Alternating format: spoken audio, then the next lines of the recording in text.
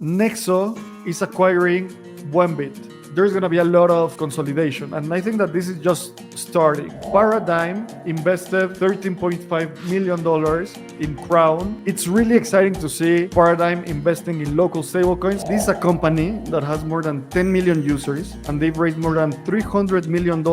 They raised this money to become the largest financial platform for the global underbanked. We're at this point where in a couple of years, people will go from never having a bank account, just interacting with cash, to deploy a loan on Solana through Huma Finance. This is like groundbreaking.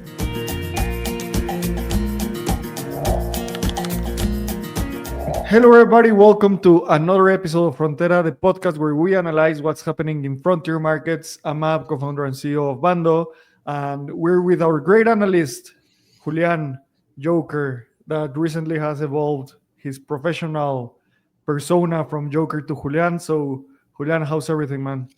It's great. I think I've never been more logged in my life than I'm right now, just analyzing, writing, publishing, and doing deep research and stuff. Dude, these weeks have been crazy. We're gonna really soon we're gonna publish a report about Fintech 3.0 in Mexico, about this platform change. I was just talking to Lalo that for the last 10 days, I don't know, like 7 out of the 10 days I slept later than 2 a.m. or something like that, but just enjoying it. I remember that one day I was working and I saw you in Figma doing the adjustments. So it just hypes me up to do everything that we're doing, man. Yeah, me too. And I think it's gonna be game changer. The report we're gonna launch, it's gonna be super good. So we'll keep you posted when it goes live, and yeah, you should read it and download it. We have a bunch of really cool news to go through, and this thing that we were just picking, Joker. I invite everyone that listens to Frontera to go to bando.cool/fintech3. There, you're gonna be able to download our Fintech 3.0 report. And man, let's start talking about the first news that now Mexican pension funds can invest 30% of their assets in alternative investments. So why is this important? Just to get a sense of the size of what we're talking about, Mexican pension funds are sitting in more than $409 billion, and now they're able to invest 30% of that, so around $120 billion in alternative investments. And what does this mean? This means that in the recent times, a lot of businesses in the region are having a hard time raising a new fund. Talking with the leading funds in the region, I can see that also affects their investment thesis. We've been really public about how raising capital for Latin American startups in Latin America is almost impossible, or not almost impossible, but really hard. That is a stupid thing. In my personal point of view, the ideal scenario would be local funds do series, maybe pre-seed and seed round, then American funds do series A, and then later stage funds, that's how we recirculate capital. The problem is that regional funds are not investing. We saw that our friends of Takenos raised a round led by Lattice and Variant. Those are not Latin funds. A lot of friends are raising money and going to global funds. So this is a really important structural change, because I assume that pension funds are gonna invest in local funds. And also, I don't know if you remember, Joker, that during Tech Week, Mark Andreessen was in Mexico having dinner with the president Claudia Sheinbaum. Yeah. Everything, like, it's a full circle now. Yeah, no, and I think you should explain more to our audience why this phenomenon of Latin American funds not investing in Latin American companies, and why international companies do see the opportunity when it's basically right in front of the local VCs' noses, and why are they not investing in potential that clearly exists in Mexico and other regions of Latin America? Yeah, I think that really ties up with one of the essay that we wrote maybe like 3 months ago. We titled it the LatAm trilemma. That this comes from I always tell this meme. I love my favorite series is Succession, and there's this episode where they go visit a billionaire, a Swiss billionaire, no, a billionaire from Sweden in Italy, and this guy says, building something is really simple. You just need the capital. I have a bunch of money. You just need the strategy. I'm a genius strategist, and you just need to operate. I have the best team to operate. So obviously, it's a comedy drama series. But when I heard that, it made a lot of sense. You need the talent, you need the strategy, and you need the capital. And what we wrote in the LatAm trilemma, if you can pull it off, Joker, would be amazing. What we were talking is that in order to build a company in Latin America, in this region that it's really hot for crypto, you need three things: capital, product talent, and local talent. And something that we have a lag in Latin America is capital. There's not a lot of VCs investing in crypto. In product talent, there are regions in the world that are more advanced. In the past 5 years, we've had several technology companies that are building product talent. And in local understanding, obviously, it's always better to have someone that drives the local strategy. So this is a good example on everything that we're talking, because local funds, basically for Bando, I talked to all funds in Mexico and several in Argentina, several in Chile, several in Brazil. And basically, a lot of them don't understand crypto. I think that now is changing.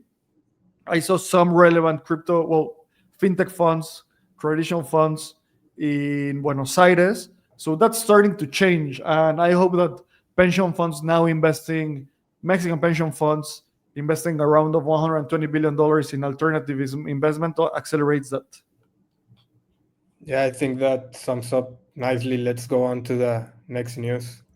Perfect. So the next thing that we have in the docket is this news that Nexo is acquiring Buenbit. This is just coming out of the oven, and literally it was posted like 1 hour ago. And I'm really happy for this news because of several things. Buenbit is an Argentinian exchange founded by Fede. We've had Fede in the show before in Espacio Crypto. We've been acquaintances for some time now.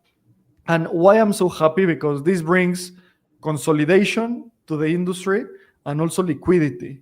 So several funds were invested in Buenbit, so now they have a nice exit. Also, Buenbit is being acquired by a really good, reputable company, not a random company that nobody knows. Nexo has been around for a long time. And in their public statement, what they say is that Nexo is acquiring Wimbit for its major expansion across Latin America. So one of the theses, we need to check back our predictions, but one of the theses that we have is that there's going to be a lot of consolidation. And I think that this is just starting. Maybe something around different regions in frontier markets in Latin America, it's going to start happening. And just to understand a little bit of the context of crypto in Argentina specifically, Lemon is one of the leading exchanges, Fintech 3.0 in Argentina. There's also Velo from Manu, really also great friend. And what Fede and the team of Wimbit were doing is they were focusing on trading, and they were focusing on enabling like wealth management. That this sums up really good with Nexo. Nexo ties up that narrative also really well. And there are a lot of up and coming startups in Argentina, Taquenos, El Dorado, and several others. So there's a really exciting Fintech 3.0 crypto ecosystem right now in the region, Joker. Yeah, I'm just searching for the essay we wrote that you said predictions, and we did predict that some exchanges / wallets were gonna get acquired, basically because of what Buenbit just got bought at, which was to enable distribution for these higher, more international, you could say, companies that they buy these localized wallets, and now they have users in several countries with operators that more importantly know how to move and what to do specifically in each country, because as we said, Latin America is not just one region. You have to go specialized in order to be successful here. Yeah, yeah, definitely. Sure that essay because I mean, good prediction. I think that at the beginning of the year, maybe people were not as bullish as we are on the region, and now it seems that it's obvious. A lot of conversations are starting to happen. Great. So we have the essay here. So we did an analysis of crypto M&A, and we saw different categories that could get acquired in Latin America. The ones that we saw were stablecoin issuers, local wallets, B2B payments, and on-chain effects. So we can mark this down. I mean, a local wallet, local exchange is being acquired by a major player. And actually, I think that this news really ties up well with this part of stablecoin issuers. And what's the news of the week? Paradigm invested $13.5 million in Crown. And this is the first investment in Paradigm in the region. Paradigm is one of the leading VCs in crypto, one of the tier one VCs, doing their first investment in Brazil. And what is Crown? It's a stablecoin issuer of the Brazilian real. This stablecoin has been growing aggressively during the most recent weeks. So, I mean, it's really exciting to see Paradigm investing in local stablecoins. I think that a lot of our theses are starting to sum up. I didn't remember that we wrote this essay of crypto M&A. We hit it in the nail. Also, the local stablecoin thesis. How do you see this specific investment of Paradigm in Brazil in local stablecoins? Well, it's right now it's like we have an essay for everything. You just pull up the news, and I remember when we wrote about it was covering Dune's The Money Layer report, that they did a deep dive report on Latin America and how crypto is enabling change in the region. And one of the part we highlighted on our read on that report was the local stablecoin race in Latin America, but more specifically in Brazil, which is where they have gained more traction and basically are running wild. There's like 5-6 main local stablecoins, and they're competing. And as of right now, well, as of when we wrote the essay, none of them dominated. Like, ones were superior in users, other in volume, other in transactions, and each one was focused on a specific use case. But to me, this 13 million for Crown represents like a big bet on Paradigm. Looking at them as the winners, I have no clue on Crown's numbers as of right now, but it's certainly something I would like to deep dive in. Yeah, we'll need to analyze it. And well, Paradigm is famous because they pick winning teams, or that's their bet. Like they're not one of these funds that invest in a lot of in the same categories, and they invest in the best teams. So I'm gonna see if we know someone at Crown. It'll be amazing to invite them.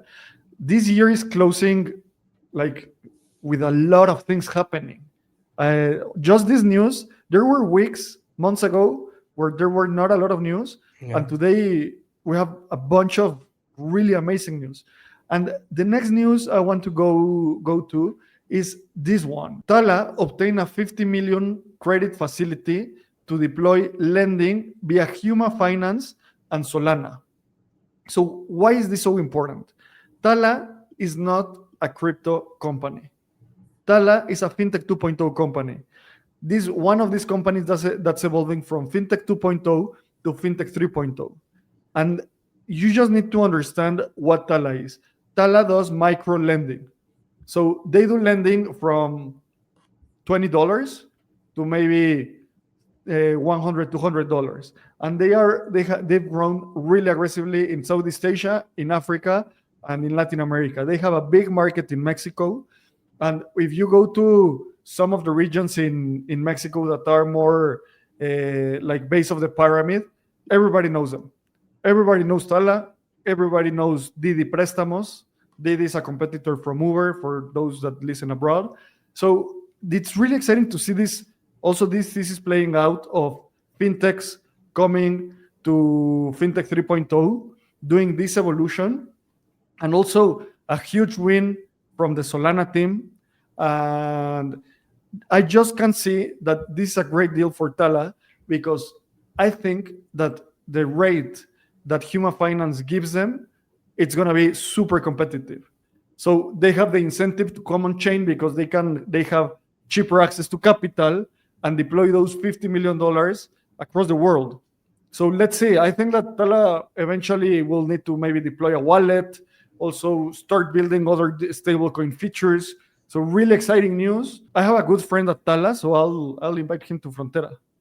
Yeah, and what I take from this news is what you just said of the shift from fintechs doing in fintech 2.0 to 3.0. And one of the main key insights of the report we're writing is that in Mexico, 75% of fintechs and traditional institutions are opening to partner up with other fintechs to deploy technology that they want to have, but cannot necessarily create themselves or deploy themselves. So this is just an example of that happening worldwide, and we're going to see more of this as traditional institutions recognize that crypto technology is essentially just better than what they have, and that their users now are asking for it. Joker, and just to see the size of Tala, this is a company that has more than 10 million users, and they've raised more than $300 million. Their last round was a Series C financing of $145 million. They raised this money to become the largest financial platform for the global underbanked. We're at this point where in a couple of years, people will go from never having a bank account, just interacting with cash, to deploy a loan on Solana through Huma Finance. This is like groundbreaking. Yeah. Another amazing news this week, and just to close this week, Frontera that's been packed with news. Aave published this week this report saying how Aave is powering Latin America's stablecoin revolution. I mean, what's next? I think that Aave were the only ones that were, or some of the only ones that were not that active talking about Latin America. In just this year, we have Uniswap doing Uniswap houses across Latin America, Solana doing Solana Apex in Mexico, the Stablecoin Conference, Mona doing an event in Mexico, and now Aave is talking about Latin America. And what they do in this case study, they talk about Lemon Cash and how do they power Lemon Earn program. And we were just talking about Buenbit, Lemon Cash, and this is a really interesting thing to analyze, because Lemon is also a Fintech 3.0 company that presents the product like a simple Fintech product, but in the back end, they're connected to DeFi. So, I don't know, great news this week.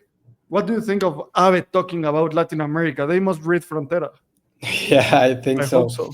And for me, this is also a clear push for their new product, which they're launching a retail lab, because a few weeks ago they acquired Stable Finance, which was a consumer-faced DeFi platform, simplifying yields, and Aave acquired them and preparing for the push of their own app targeted for retail users, which is simplifying stablecoin yield. They gave up to 9% with $1 million secured. So this push to cover Latin America and to study the region is just another expansion area for their new retail app to target the users which are financially literate and want to try new products. Yeah, I mean, we're seeing a lot of push for different companies to deploy in Latin America. The report that we're gonna launch, it's some of the best research that I've done in my whole career, and I started doing consulting 15 years ago. That's crazy to say, but it's real. And now we're producing this specifically for Fintech 3.0 in Mexico. If you're listening to Frontera, you should go to bando.cool/fintech3, and there you're gonna be able to download this amazing report. Also, we have, I mean, this design is beautiful. This fabric in the back is amazing.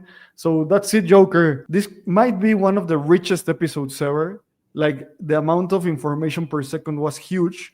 So, dude, Thank you. See you next time, and wait for the next essay. Thank you for listening and download the report.